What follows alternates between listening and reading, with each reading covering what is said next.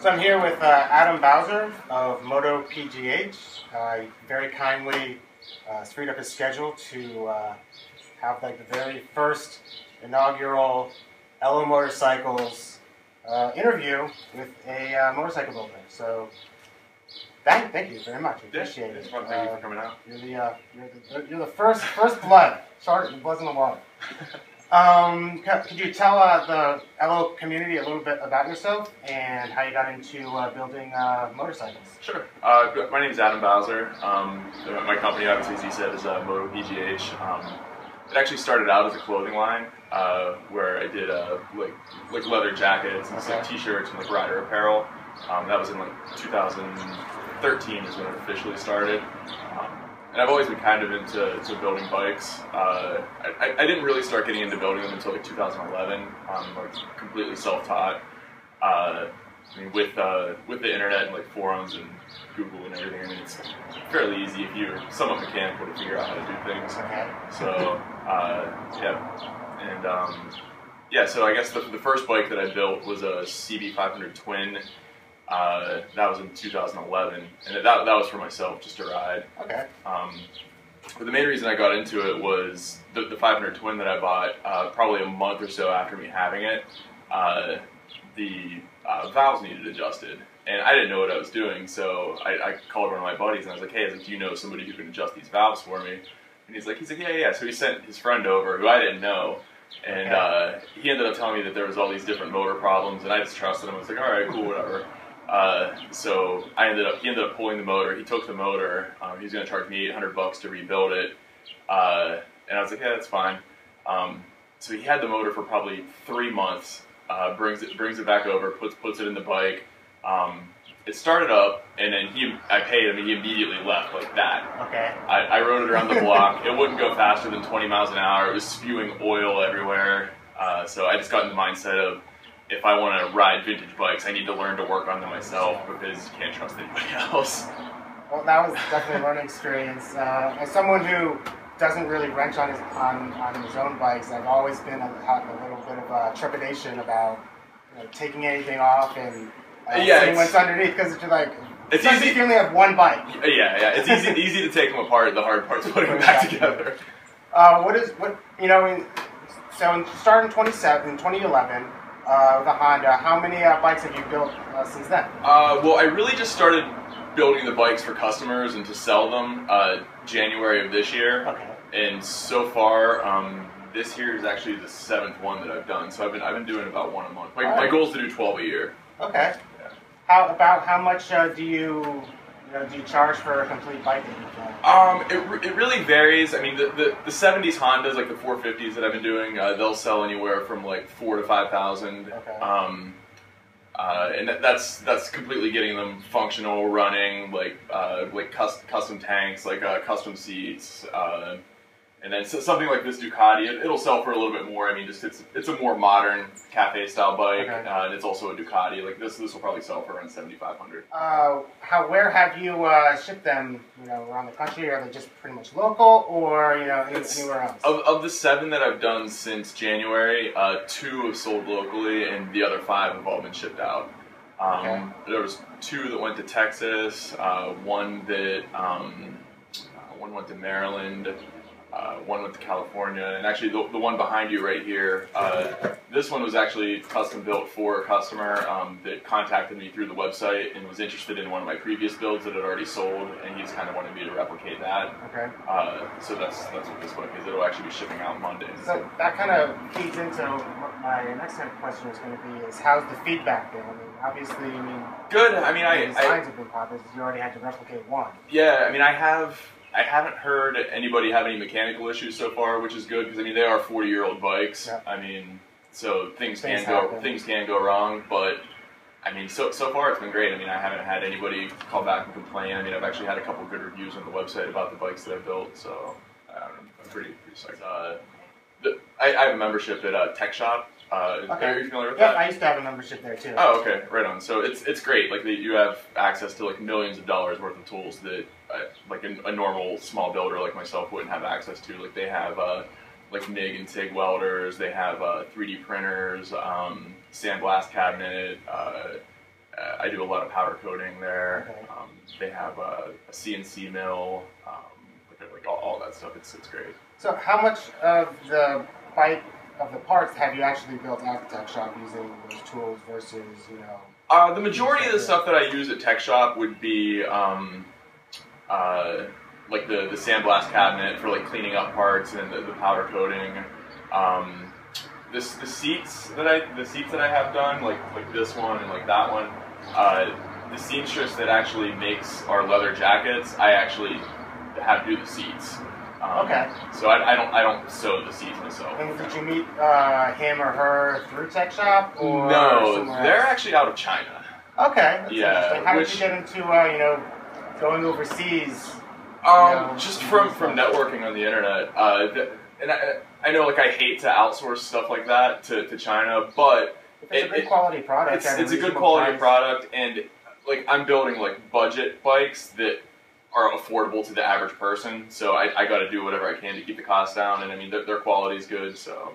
Oh, and it's kind of amazing for, you know, a local builder in Pittsburgh. Yeah. You know, not only using $1 million machinery in tech shop, but also outsourcing some elements to, you know, across the Pacific to China to, you know, get your product made. Yeah. I mean, it's actually a pretty amazing, interesting, you know, development story. Have you had any? I mean, has it been like a good, you know, relationship so far? Any issues? No. I mean, the only issue that I've had sometimes is shipping. Takes a little bit longer, but I mean, obviously, it's coming from from across, you know. Yeah, so sometimes if I have a deadline on a build, like sometimes it sucks to have to wait 6 to 8 weeks to get a seat. Okay. But I'm starting to get to the point to where I know what I'm going to use on certain bikes, so I've been like stockpiling seats and stockpiling tanks, and yeah. So how? I mean, you've got like a pretty good. I mean, you've been building relationships online to build the bikes. How has it been for, you know, marketing the bikes? I mean, you've sold several like out of state, across the country. How's that going? The website helps a lot with that. It actually gets quite a bit of traffic, and it's MOTOpgh.com. And then also eBay. Okay. Do you sell like parts on eBay or? Yeah. You know, yeah. Okay. Yeah. Usually, if I don't sell the bike that I build within a week locally, I'll list it on eBay with a reserve, and every bike that I've sold so far has exceeded the reserve. So, okay. Which is actually how I kind of, you know, fell into, you know, finding out that you existed, because not through eBay, but I saw that you saw you on Craigslist, and thought the BMW, which was the brick, just looked really cool, and you know. Yeah, that's actually one of the ones that sold locally to a guy in Elwood City. A couple weeks ago, I wrote it out to him. And, okay. Of the bikes that you've built so far, which one has kind of been most special or the most fun to work on so far? Honestly, the one that's going to be the hardest for me to sell is this one, just because it's so much fun to ride. Okay. I've really contemplated just keeping it, but I'm probably going to end up just selling it because I can always build another one for myself. As a motorcyclist, what do you look for in a ride? What makes this bike so much fun to ride? I love the vintage bikes, like the carburation and stuff like that, but you can't beat a fuel injected bike. Like you get more power, and I mean it's a Ducati, so I mean it just has that sounds. Yeah, sound. It sounds great. Like it's yeah. All right. And also, this bike has considerably more power than like a 72 CB450.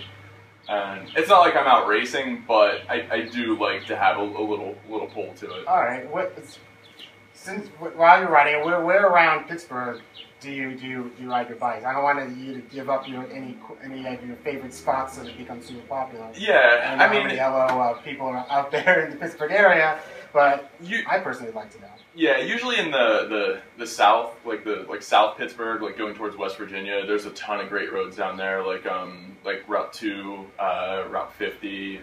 Have you ever been on 88? Oh yeah.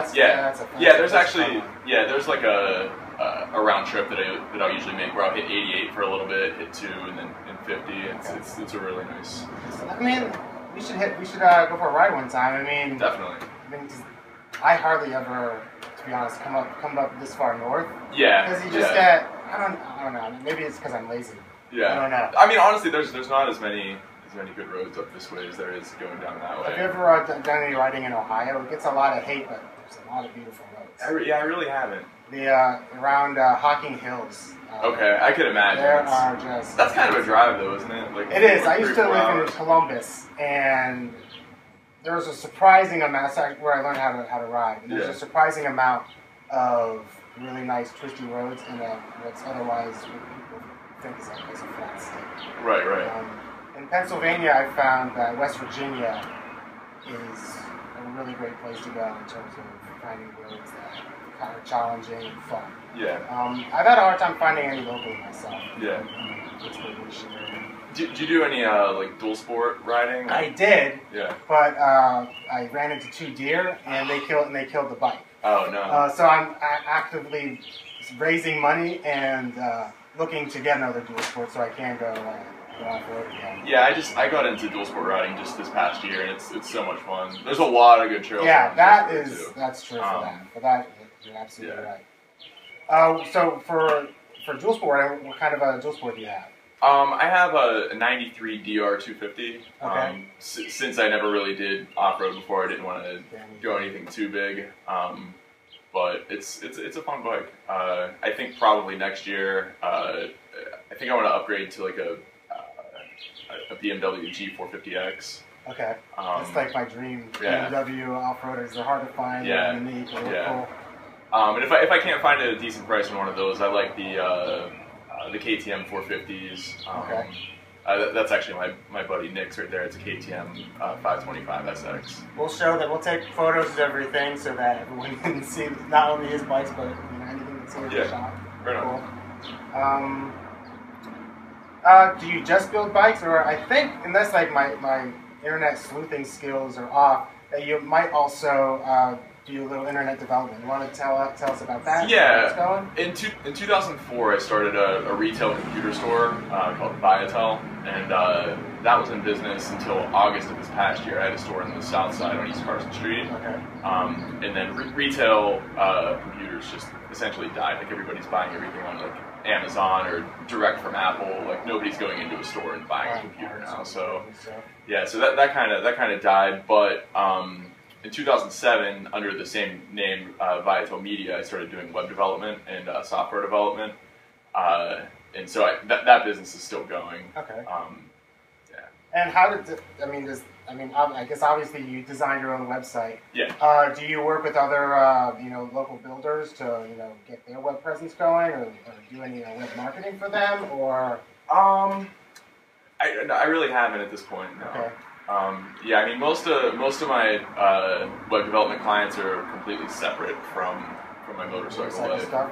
Okay. Yeah, a lot of what got me into working on motorcycles as well is before I was sitting in front of a computer for 8 hours a day and I wanted to kill myself.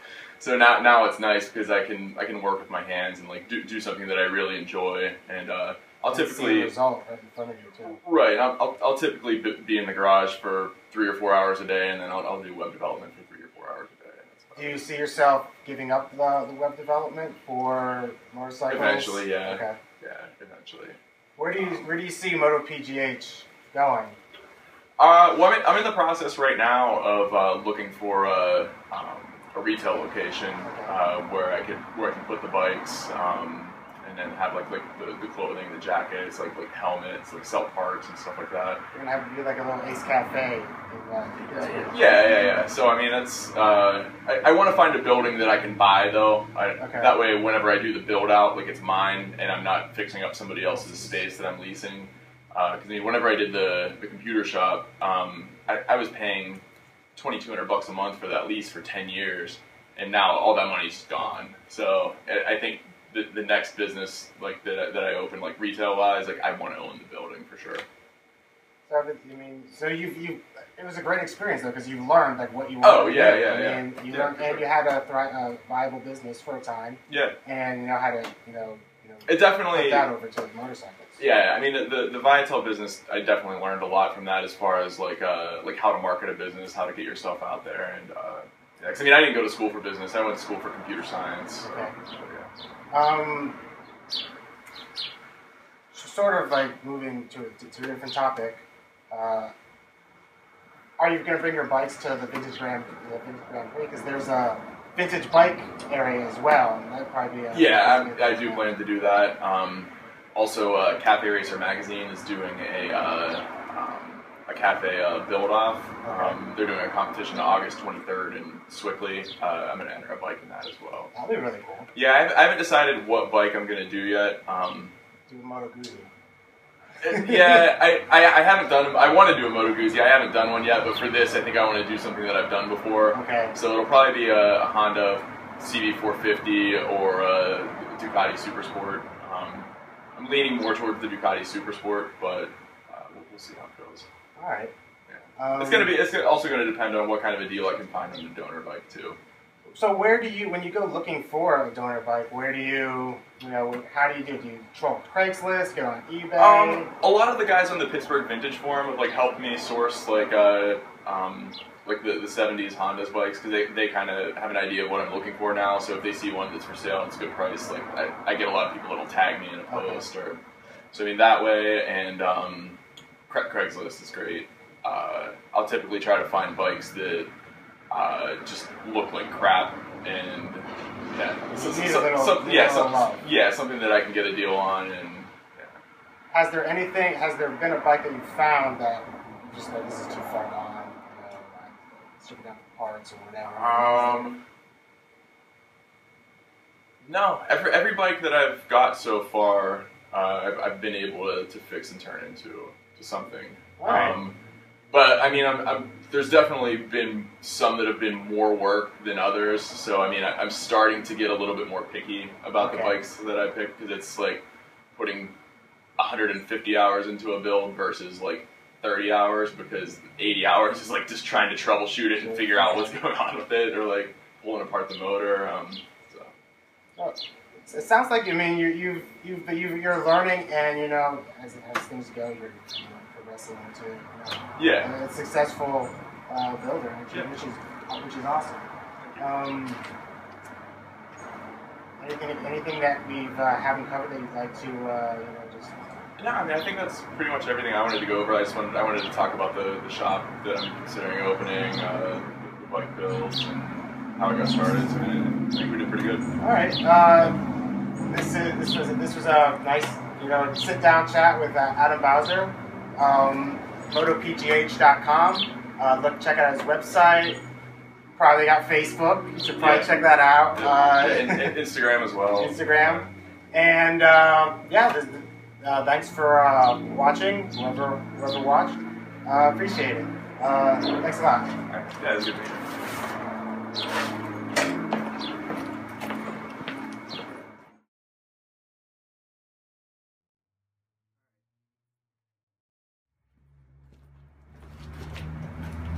Let's also talk about your release party for the Ducati coming up. And that's this Saturday? Yeah, it's tomorrow, which is June 20th, and it's from 9 to 11.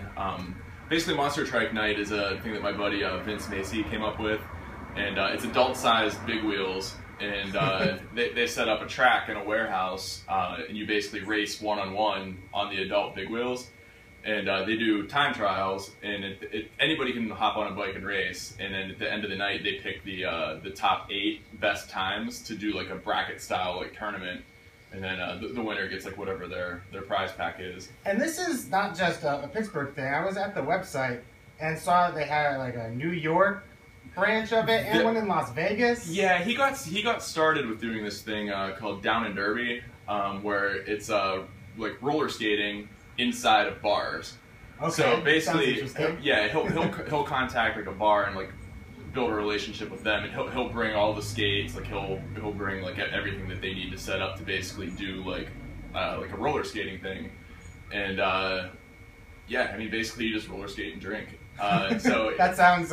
He's done those everywhere. I mean, he's done those in New York, Vegas. He did one at the Playboy Mansion. Oh my God! Yeah. This sounds like this is definitely sounds like a franchisable idea. No, yeah. I mean, not that no one steal this idea. This is this guy's. Yeah, I mean he does really well with it, and then the Trike Night is kind of I guess the child of that. Okay. A little more family friendly it sounds, but it goes on late. They're still drinking. Okay. But yeah, and then he encourages everybody to show up in like a costume too. Okay. And have like a trike alter ego. Like for instance, like somebody could come dressed as like Mike Tyson, and like their name would be like Trike Tyson. Okay. Very very clever. Yeah. Or tomorrow I'm actually gonna go as. What's your alter ego? Well, the first one I did, I went as Freddy Krueger, and my name is Trike Mayor on Elm Street. Yeah, and this one I'm actually going as Jason Voorhees, and it'll be Jason Voorhees. Okay, very. You can see where we're going, but you've got. Are you a fan of horror movies from the 80s? Yeah, I mean my arm is like all 80s horror movie tattoos. So yeah, I have like Jason on the back, like the Freddy glove, like Michael Myers. So yeah, you could say I'm a fan. All right, very good. All you need is Ash from Evil Dead, and you'll be. That's actually a good one. I have a spot right there. All right, there we go. So at this mayhem with at Trike Night, you're gonna have your release party. Yeah, how's that gonna be? The bike is gonna be on the stage. It's basically just gonna be there for everybody to check out, help build some brand awareness. And, yeah. Excellent. Are you gonna also bring some of your apparel there as well to check out? Yeah. Yep. Great. So if you're in the Pittsburgh area, definitely go to this Trike Night. Do you know what the website is offhand? It's monstertrikenight.com. Monstertrikenight.com. If you're in Pittsburgh, you'll see awesome Ducati by MotoPgh, and you'll see some crazy costumed people riding adult-sized trikes. Yeah. Could be good. Yeah. Actually, Vince has a really good name. He goes as Eddie Van Hollen instead of Van Halen. So, unfortunately, this is going to go out before or after Trike Nights happen, but definitely check out Monster Trike Night's website to see if there's going to be a Monster Trike Night near you. All right.